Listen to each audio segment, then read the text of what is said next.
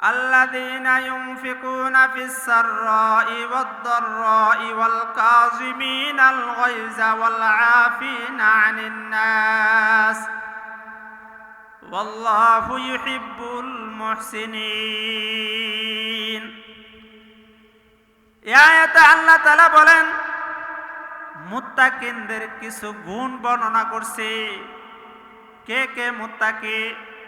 মুত্তাকিনদের আলোচনা করতে গিয়ে আল্লাহ তাআলা বলেন আল্লাযীনা ইউনফিকুনা ফিস সাররাই ওয়াদ দাররা।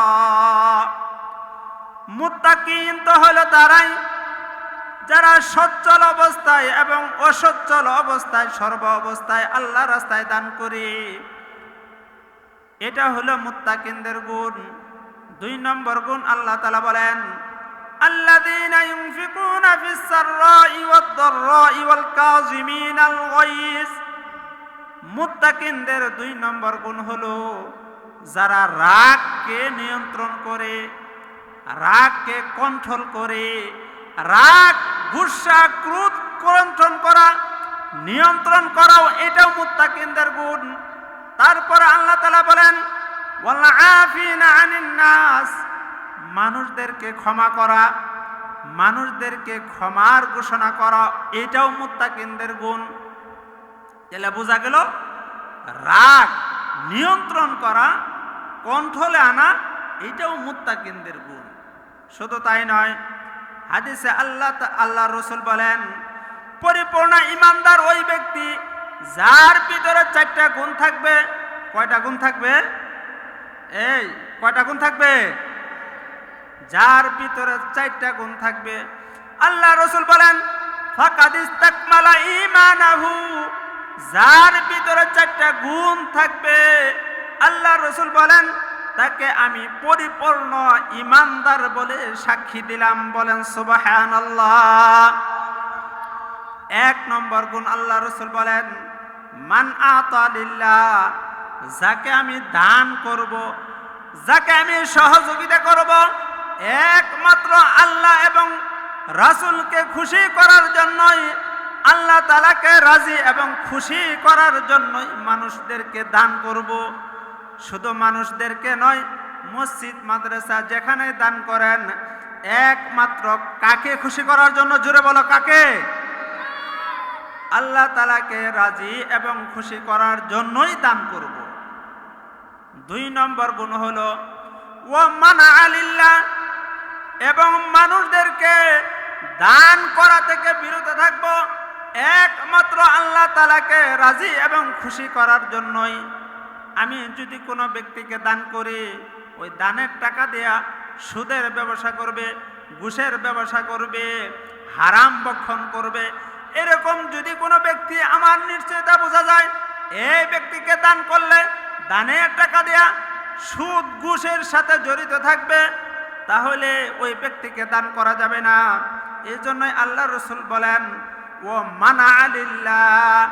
মানুষদেরকে দান করা থেকে বিরত থাকবো একমাত্র আল্লাহ তাআলাকে রাজি এবং খুশি করার জন্যই। 3 নম্বর গুণ আল্লাহ রাসূল বলেন ওয়া আহাব্বা লিল্লাহ।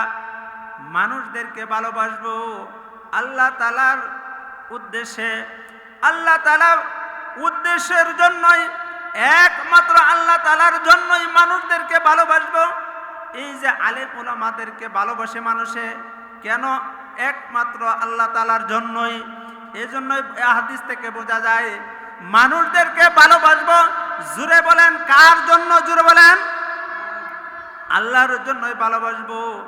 মানুষদেরকে ভালোবাসবো একমাত্র আল্লাহ তাআলার জন্যই। 4 নম্বর গুণ আল্লাহ রাসূল বলেন ওয়া আবগযা লিল্লাহ। এবং মানুষদেরকে ভালোবাসা থেকে দূরে থাকবো একমাত্র আল্লাহ তাআলার জন্যই। যে ঈমানের উপর নাই, যে আল্লাহ তাআলার বিধানের উপর নাই, যে আল্লাহ তাআলার হুকুম নবীদের তরিকার উপরে নাই, তাকে আমি ভালোবাসবো না একমাত্র আল্লাহ তাআলার জন্যই। এই 4টা গুণ যদি কারো থাকে, আল্লাহ রাসূল বলেন ফাকাদ ইসতাকমালা ঈমানাহু। তাকে আল্লাহ রাসূল পরিপূর্ণ ঈমানদার বলে ঘোষণা দিয়েছেন। বলেন সুবহানাল্লাহ। শুধু তাই নয়, এক সাহাবী আল্লাহর রাসূলকে জিজ্ঞাসা করলেন, ইয়া রাসূলুল্লাহ আউসিনি, আমাকে নসিহত করেন, ওয়ালা তুকসির আলাইয়া, অল্প কথায় আমাকে নসিহত করেন, আমি তো খুব ব্যস্ত থাকি, আমার ব্যস্ততা অনেক বেশি, সুতরাং অল্প কথায় আমাকে নসিহত করেন। আল্লাহ রাসূল বলেন, লা তাকতাব, তুমি কারোর সাথে গুসা করিও না, কারোর সাথে রাগ করিও না। ফারাদ্দাদা মিরারান, ওই ব্যক্তি বারবার বলে, ইয়া রাসূলুল্লাহ আমাকে একটা নসিহত করেন, আমাকে একটা উপদেশ দেন। আল্লাহ রাসূল বারবার বলতেছে, লা তাকতাব, তুমি মানুষের সাথে গুসা করিও না, মানুষের সাথে রাগ করিও না।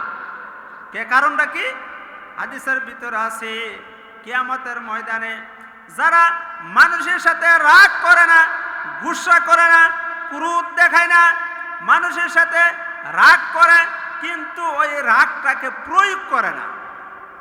কারোর সাথে আমি রাগ, কিন্তু রাগটা প্রয়োগ করে না, ক্ষমা করে দেয়, রাগ ব্যবহার করে না, রাগকে প্রয়োগ করে না, এই সমস্ত ক্যাটাগরির দল কিয়ামতের ময়দানে একটা দলই থাকবে, যে এই দলের লোকের বৈশিষ্ট্য হলো এরা রাগ করে না, এরা গুসা করে না, মানুষদেরকে ক্ষমা করে দেয়। কিয়ামতের ময়দানে আল্লাহ তাআলা বলবেন, ওই সমস্ত লোকেরা কোথায় যারা দুনিয়ায় থাকা অবস্থায় মানুষের সাথে রাগ করতো না, মানুষদেরকে ক্ষমা করে দিত, ওই সমস্ত লোকেরা কোথায়? এ ঘোষণা পাওয়ার পর এক দল দাঁড়াইবে। আল্লাহ তাআলা বলবেন, তোমরা দুনিয়ায় থাইকা মানুষের সাথে রাগ করলে করতে পারতা, কিন্তু মানুষদেরকে ক্ষমা করে দিছ।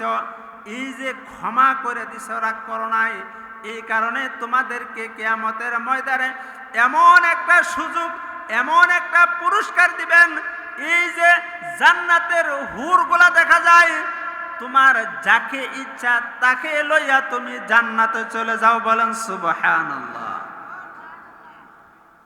শুধু তাই নয়, আরেক সাহাবী আল্লাহর রাসূলকে বললেন, ইয়া রাসূলুল্লাহ আমাকে নসিহত করেন। আল্লাহ রাসূল একই বলছেন, লা তাকতাব, তুমি রাগ করিও না, গুসা করিও না। কারণ হলো, যে ব্যক্তি রাগ করবে না, গুসা করবে না, ওই ব্যক্তি এই রাগ এবং গুসা না করার যে আমল, এই আমলেই তাকে জান্নাতে নিয়ে যাবে। বলেন সুবহানাল্লাহ। তাহলে আমরা সমাজে বসবাস করি, মানুষের সাথে কথা কাটাকাটি হয়, এটাই স্বাভাবিক, কিন্তু রাগ করা যাবে না। রাগ করলে আপনার ঈমান নষ্ট হয়ে যায়। সমাজের ভিতরে মনে করেন যে ব্যক্তি রাগী, অল্প কথায় চাইতে যায়, ওই ব্যক্তিকে সমাজের কোনো ব্যক্তি দেখতে পারে না। হ্যাঁ, রাগ করা যাবে কোন ক্ষেত্রে? সীমানার ভিতরে থেকে আপনার সন্তান নামাজ পড়ে না, তাহলে একটু রাগ করেন, কেন নামাজ পড়ো না? কিন্তু অহেতুক ছোটখাটো বিষয় নিয়ে মানুষের সাথে ঝগড়াঝাটি, রাগ গুসা কইরা এমনভাবে ব্যবহার করে, ওই রাগ গুসার কারণে তার ঈমান আমল নষ্ট হয়ে যায়।